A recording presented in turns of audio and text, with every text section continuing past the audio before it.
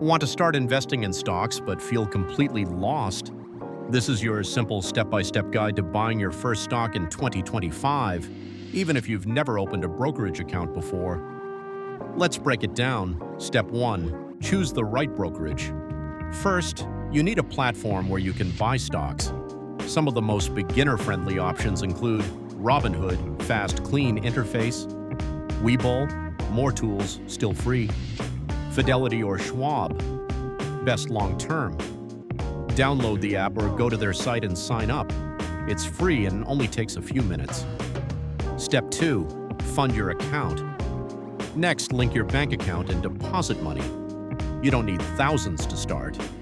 Many platforms let you buy fractional shares, so even $10 is enough to invest. Once your money clears, usually same day or next, you're ready to trade. Step 3. Pick a stock. Now, what do you actually buy? If you're brand new, look for blue-chip stocks, companies like Apple, Microsoft, or Coca-Cola. These are stable and less risky.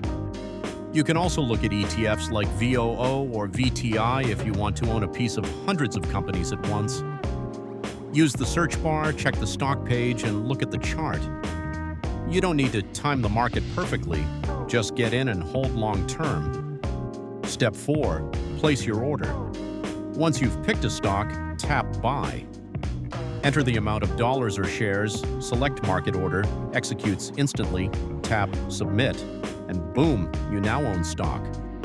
Most platforms show real-time updates, so you'll see it appear in your portfolio.